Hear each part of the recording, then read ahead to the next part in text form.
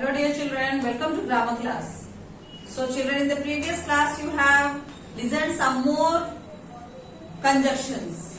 So कौन से conjunctions आपने last class में नए वाले सीखे थे? You have listened to the because and so. अब because कब यूज करते हैं and so कब यूज करते हैं आपने ध्यान से सुना ही था. So it is little bit confusing for you. बहुत ध्यान से करना है आपको बिकॉज एंड सो वाले कंजक्शंस करते समय, क्योंकि उसमें first action and second action के बारे में बताया गया है. सो अगर हम एक्सरसाइज सॉल्व करेंगे you will get revised also और आपकी अच्छी सी प्रैक्टिस भी हो जाएगी. So let us start doing the exercise faster. So first exercise क्या है? Tick the correct conjunction. आपको यहाँ पे चॉइस में दो कंजक्शन दिए गए हैं हर सेंटेंस के अंदर. आपको सही कंजक्शन को चुनना है. Okay. Jack dash Jill went up the hill.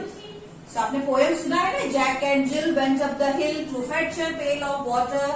सो उसमें क्या था? जैक और जिल हिल पे गए. सो जैक दो बॉयज है, जैक ए जिल, ये दोनों बॉयज है. सो क्या कौन सा सही ऑप्शन आना चाहिए यहाँ पे? So Jack and Jill went up the hill. Okay. Jack fell down dash broke his crown. Jack गिर गया और उसकी क्राउन फूट गई. Okay. Jack fell down and broke his crown. Okay.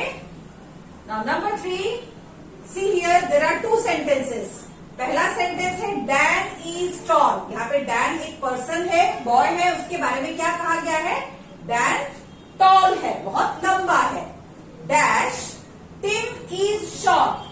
Tim छोटा है. ओके. दो व्यक्ति है, डैन लंबा है, टिम छोटा है. सो दोनों के बारे में क्या बताया गया है? डैन टॉल है, टिम शॉर्ट है. Two opposite qualities. दो ऑपोजिट क्वालिटीज है, टॉल एंड शॉर्ट. सो जब ऑपोजिट क्वालिटीज होते हैं what which conjunction we use BUT but. Okay. Dan is tall but Tim is short. Like this. Now next number 4. She is kind dash she helps people. Again ध्यान दीजिए, there are two sentences. She is kind, वो बहुत दयालु है. She helps people, वह लोगों की मदद करती है. Okay. So because she is kind, she is helping people. So यहाँ पे हम कौन सा यूज करेंगे? Which conjunction we are going to use? We will use so. So ध्यान दीजिए यहाँ पे so वाले कंडीशन में हमने क्या सीखा था? She is kind. This is first action. ये हमारा पहला एक्शन है कि वह बहुत दयालु है. उसकी इस क्वालिटी की वजह से वो दूसरा एक्शन क्या कर रही है? वह लोगों की मदद कर रही है. सो वाले कंडीशन में आपको क्या याद रखना है? पहले वाले एक्शन का इफेक्ट सेकेंड वाले में नजर आता है. सो फर्स्ट एक्शन में क्या कहा गया है? वह बहुत दयालु है. उस दयालु होने की वजह से वह लोगों की मदद करती है. So this is the second action. So we will use so for the sentence. She is kind, so she helps people. वो बहुत दयालु है इसलिए वह लोगों की मदद करती है. ओके. अब आपको समझ आया ना so वाला concept. Next. Do you want a cold drink dash juice? यहाँ पे कुछ पूछा जा रहा है किसी से, तुम्हें कोल्ड ड्रिंक चाहिए या जूस चाहिए? So there is a option for you. आपके लिए चॉइस है वहां पे. So when there is a choice, which conjunction we use? We use or. Do you want a cold drink or juice? Okay, समझ में आ गया अब आपको? Now next exercise B. Join the sentence using appropriate conjunction. So आपको यहाँ पे क्या करना है? यहाँ पे आपको ब्रैकेट में एक कंजक्शंस दिए गए हैं. आपको इन कंजक्शंस को यूज करते हुए नीचे दिए गए वाक्यों को जोड़ना है. Okay. So the girl is hiding. पहला सेंटेंस क्या है? The girl is hiding. लड़की छुपी हुई है. She is scared of the dog. वह डॉग से डरती है. This is the second sentence. अब आपको यहाँ पे because कंजक्शन को यूज करके दोनों को ज्वाइन करना है. So हमने because वाले कंजक्शन के लिए एक सीखा था, first action and second action, second action and first action. अब ध्यान दीजिए, The girl is hiding. लड़की छुपी हुई है, मगर उसकी छुपने का कारण क्या है? क्योंकि वह डॉग से डरती है. मीन्स वो डरती तो बहुत पहले से ही है. This is the first action. इस डरने की आदत की वजह से अभी वह छुपी हुई है. This is the second action. Okay, so how we are going to join the sentence. The girl is hiding, HIDING, hiding. लड़की छुपी हुई है क्योंकि, because, BECAUSE, because she is scared, SCARED, scared of the dogs. Okay, समझ आया अब आप लोग को यहाँ पे क्या है. बिकॉज वाले कंडीशन में क्या है, द गर्ल इज हाइडिंग, लड़की छुपी हुई है, वो सेकेंड कंडीशन है. उसके छुपने का कारण क्या है, क्योंकि वह डॉग से पहले से ही डरती है. सो डरना, that is the first action. Okay, now number 2, the child is hurt. बच्चा हर्ट है, मतलब चोट लगी हुई, बच्चे को चोट लगी है. ही इज वॉकिंग फास्ट, वह तेज चल रहा है. That is the second action. Now अब इनको क्या करना है, बट, BUT, बट कंजक्शन को यूज करके इनको आपको ज्वाइन करना है. Now the child is hurt, hurt मतलब लगना, विच इज नॉट गुड. किसी को भी जब चोट लगती है वो अच्छी बात नहीं है. ओके, मगर फिर भी वह तेज चल रहा है, something good. So two opposite qualities are there in the sentence. चोट लगना is a negative quality and walking fast is positive. When there are two opposite conditions we use BUT, but. The child, CHILD, child is hurt,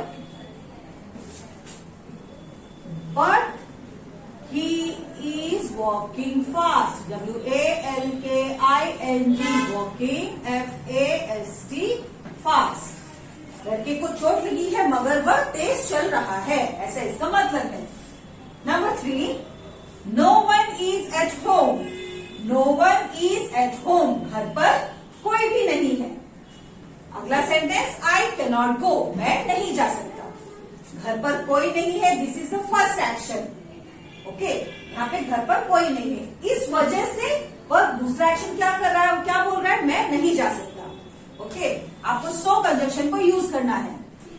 No one is at home, so I cannot go. इसका मतलब बनेगा क्या, घर पर कोई नहीं है इसलिए मैं नहीं जा सकता.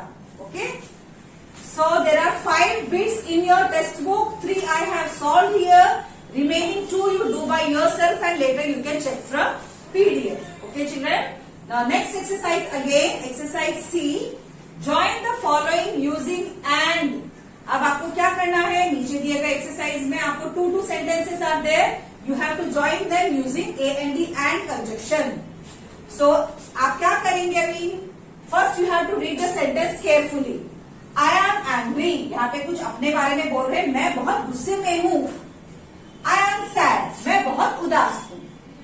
ओके, सो इसको कैसे ज्वाइन करेंगे, आई एम एंग्री एंड सैड. क्योंकि यहाँ पे अपने ही बारे में उसने 2 चीजें कही हैं. एक तो वह गुस्से में है और वह उदास है, तो उसके लिए 2 अलग अलग सेंटेंसेस की जरूरत नहीं है. उसको एंड के साथ ज्वाइन कर सकते हैं. आई एम एंग्री एंड सैड, मैं बहुत गुस्से में और उदास भी हूं. Okay, number 2 again, I can swim, मैं स्विम कर सकता हूं. आई कैन डाइव, मैं कूद भी पानी में बड़ी ऊंचाई से कूदने को क्या कहते हैं, डाइव करना. मुझे स्विमिंग भी आती है और डाइविंग भी. Okay, I can swim and dive. So आपको सेकेंड सेंटेंस में आई कैन वापस से लिखने की जरूरत नहीं है. DIVE, dive. I can swim and dive. I study English, मैं इंग्लिश पढ़ता हूं. आई स्टडी हिंदी, मैं हिंदी पढ़ता हूं. जब आपकी रीडिंग की ही बात हो रही है, स्टडी करने की, आप 2 अलग अलग सेंटेंसेस में जरूरत नहीं है. हम कैसे उसको ज्वाइन कर सकते हैं, आई स्टडी